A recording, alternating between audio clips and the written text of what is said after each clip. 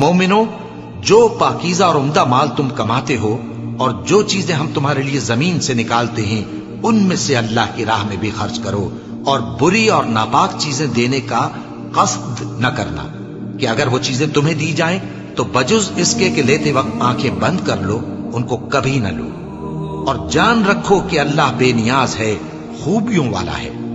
شیطان تمہیں تنگ دستی کا خوف دلاتا اور بے حیائی کے کام کرنے کو کہتا ہے، اور اللہ تم سے اپنی بخشش اور رحمت کا وعدہ کرتا ہے، اور اللہ کشائش والا ہے، سب کچھ جاننے والا ہے۔ وہ جس کو چاہتا ہے دانائی بخشتا ہے، اور جس کو دانائی ملی بے شک اس کو بڑی نعمت ملی۔ اور نصیحت تو وہی لوگ قبول کرتے ہیں جو عقل مند ہیں، اور تم اللہ کی راہ میں جس طرح کا خرچ کرو یا کوئی نذر مانو، اللہ اس کو جانتا ہے، اور ظالموں کا کوئی مددگار نہ ہوگا۔ اگر تم خیرات ظاہر کر کے دو تو وہ بھی خوب ہے، اور اگر پوشیدہ دو اور دو بھی ضرورت مندوں کو تو یہ تمہارے لیے بہتر ہے، اور اس طرح کا دینا تمہارے گناہوں کو بھی دور کرے گا، اور اللہ کو تمہارے سب کاموں کی خبر ہے۔ اے نبی صلی اللہ علیہ وآلہ وسلم، تم ان لوگوں کی ہدایت کے ذمہ دار نہیں ہو، بلکہ اللہ ہی جس کو چاہتا ہے ہدایت بخشتا ہے۔ اور مومنو، تم جو مال خرچ کرو گے تو اس کا فائدہ تمہیں کو ہے، اور تم تو جو خرچ کرو گے اللہ کی خوشنودی کے لیے کرو گے، اور جو مال تم خرچ کرو گے وہ تمہیں پورا پورا دے دیا جائے گا، اور تمہارا کچھ نقصان نہیں کیا جائے گا۔ اور ہاں، تم جو خرچ کرو گے تو ان حاجت مندوں کے لیے جو اللہ کی راہ میں رکے بیٹھے ہیں اور ملک میں کسی طرف جانے کی طاقت نہیں رکھتے اور مانگنے سے آر رکھتے ہیں، یہاں تک کہ نہ مانگنے کی وجہ سے ناواقف شخص ان کو تونگر خیال کرتا ہے، اور تم قیافے سے ان کو صاف پہچان لو کہ حاجت مند ہیں، اور شرم کے سبب لوگوں سے منہ پھوڑ کر اور لپٹ کر نہیں مانگ سکتے۔ اور تم جو مال خرچ کرو گے کچھ شک نہیں کہ اللہ اس کو جانتا ہے۔ جو لوگ اپنا مال رات اور دن اور پوشیدہ اور ظاہر اللہ کی راہ میں خرچ کرتے رہتے ہیں، ان کا صلہ ان کے پروردگار کے پاس ہے، اور ان کو قیامت کے دن نہ کسی طرح کا خوف ہوگا اور نہ غم۔ جو لوگ سود کھاتے ہیں وہ قبروں سے اس طرح حواس باختہ اٹھیں گے جیسے کسی کو جن نے لپٹ کر دیوانہ بنا دیا ہو، یہ اس لیے کہ وہ کہتے ہیں کہ سودا بیچنا بھی تو نفع کے لحاظ سے ویسا ہی ہے جیسے سود لینا، حالانکہ سودے کو اللہ نے حلال کیا ہے اور سود کو حرام۔ تو جس شخص کے پاس اللہ کی نصیحت پہنچی اور وہ سود لینے سے باز آ گیا تو جو پہلے ہو چکا وہ اس کا، اور قیامت میں اس کا معاملہ اللہ کے سپرد۔ اور جو پھر لینے لگا تو ایسے لوگ دوزخی ہیں کہ ہمیشہ دوزخ میں جلتے رہیں گے۔ اللہ سود کو نابود یعنی بے برکت کرتا اور خیرات کی برکت کو بڑھاتا ہے، اور اللہ کسی ناشکر گناہگار کو دوست نہیں رکھتا۔ جو لوگ ایمان لائے اور نیک عمل کرتے اور نماز پڑھتے اور زکوٰۃ دیتے رہے، ان کو ان کے کاموں کا صلہ اللہ کے ہاں ملے گا، اور قیامت کے دن ان کو نہ کچھ خوف ہوگا اور نہ وہ غمناک ہوں گے۔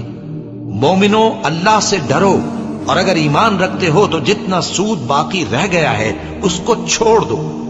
پھر اگر ایسا نہ کرو گے تو تم اللہ اور اس کے رسول کی طرف سے اعلان جنگ سن لو، اور اگر توبہ کر لو گے اور سود چھوڑ دو گے تو تم کو اپنی اصل رقم لینے کا حق ہے، جس میں نہ اوروں کا نقصان اور نہ تمہارا نقصان۔ اور اگر قرض لینے والا تنگ دست ہو تو اسے کشائش کے حاصل ہونے تک مہلت دو، اور اگر زر قرض بخش دو تو وہ تمہارے لیے زیادہ اچھا ہے، بشرطے کہ سمجھو۔ اور اس دن سے ڈرو جبکہ تم اللہ کے حضور میں لوٹ کر جاؤ گے، اور ہر شخص اپنے اعمال کا پورا پورا بدلہ پائے گا، اور کسی کو کچھ نقصان نہ ہوگا۔ مومنو، جب تم آپس میں کسی میعاد معین کے لیے قرض کا معاملہ کرنے لگو تو اس کو لکھ لیا کرو، اور لکھنے والا تم میں کسی کا نقصان نہ کرے بلکہ انصاف سے لکھے۔ نیز لکھنے والا جیسا اللہ نے اسے سکھایا ہے لکھنے سے انکار بھی نہ کرے اور دستاویز لکھ دے، اور جو شخص قرض لے وہی دستاویز کا مضمون بول کر لکھوائے، اور اللہ سے کہ اس کا مالک ہے خوف کرے، اور زر قرض میں سے کچھ کم نہ لکھوائے۔ اور اگر قرض لینے والا کم عقل یا ضعیف ہو یا مضمون لکھوانے کی قابلیت نہ رکھتا ہو تو جو اس کا ولی ہو وہ انصاف کے ساتھ مضمون لکھوائے، اور اپنے میں سے 2 مردوں کو ایسے معاملے کے گواہ کر لیا کرو، اور اگر 2 مرد نہ ہوں تو 1 مرد اور 2 عورتیں جن کو تم گواہ پسند کرو کافی ہیں، کہ اگر उनमें से एक भूल जाएगी तो दूसरी उसे याद दिला देगी, और जब गवाह गवाही के लिए तलब किए जाएं तो इनकार न करें, और कर्ज थोड़ा हो या बहुत उसकी दस्तावेज के लिखने लिखाने में सुस्ती न करना। ये बात अल्लाह के नजदीक निहायत करीन इंसाफ है, और शहादत के लिए भी ये बहुत दुरुस्त तरीका है। इससे तुमको किसी तरह का शक व शुबा भी नहीं पड़ेगा। हाँ, अगर सौदा दस्त बदस्त हो जो तुम आपस में लेते देते हो, तो अगर ऐसे मामले के दस्तावेज न लिखो तो तुम पर कुछ गुनाह नहीं। और जब खरीद और फरोख्त किया करो, मसलन जमीन जायदाद की, तो भी गवाह कर लिया करो, और कातिब दस्तावेज और गवाह मामला करने वालों का किसी तरह का नुकसान न करें। अगर तुम लोग ऐसा करो तो ये तुम्हारे लिए गुनाह की बात है, और अल्लाह से डरो और देखो कि वो तुमको कैसी मुफीद बातें सिखाता है, और अल्लाह हर चीज से वाकिफ है। और अगर तुम सफर पर हो और दस्तावेज लिखने वाला न मिल सके तो कोई चीज रहन बाकब्जा रखकर कर्ज ले लो, और अगर तुम में से कोई दूसरे को अमीन समझे यानी रहन के बगैर कर्ज दे दे तो अमानतदार को चाहिए कि साहिब अमानत की अमानत अदा कर दे, और अल्लाह से जो उसका परवरदिगार है डरे। और देखना, शहादत को मत छुपाना, जो उसको छुपाएगा वो दिल का गुनाहगार होगा।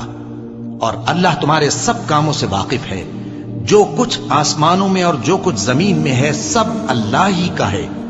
तुम अपने दिलों की बात को जाहिर करोगे तो, और छुपाओगे तो अल्लाह तुमसे उसका हिसाब लेगा। फिर वो जिसे चाहे मगफिरत करे और जिसे चाहे अजाब दे, और अल्लाह हर चीज पर कादिर है। रसूलुल्लाह सल्लल्लाहु अलैहि वसल्लम इस किताब पर जो उनके परवरदिगार की तरफ से उन पर नाजिल हुई ईमान रखते हैं, और मोमिन भी सब अल्लाह पर और उसके फरिश्तों पर और उसके किताबों पर और उसके पैगंबरों पर ईमान रखते हैं, और कहते हैं कि हम उसके पैगंबरों से किसी में कुछ फर्क नहीं करते। और वो अल्लाह से अर्ज करते हैं कि हमने तेरा हुक्म सुना और कबूल किया। ऐ परवरदिगार, हम तेरी बख्शिश मांगते हैं और तेरी ही तरफ लौट कर जाना है। अल्लाह किसी शख्स को उसकी ताकत से ज्यादा का जिम्मेदार नहीं बनाता। अच्छे काम करेगा तो उसको उनका फायदा मिलेगा, बुरे करेगा तो उसे उनका नुकसान पहुंचेगा। ऐ परवरदिगार, अगर हमसे भूल या चूक हो गई हो तो हमसे मुआवजा न कीजियो। ऐ परवरदिगार, हम पर ऐसा बोझ न डालियो जैसा तूने हमसे पहले लोगों पर डाला था। ऐ परवरदिगार, जितना बोझ उठाने की हम में ताकत नहीं उतना बोझ हम पर न रखियो। और ऐ परवरदिगार, हमारे गुनाहों से दरगुजर कर और हमें बख्श दे और हम पर रहम फरमा। तू ही हमारा मददगार है, सो हमको काफिरों पर गालिब कर।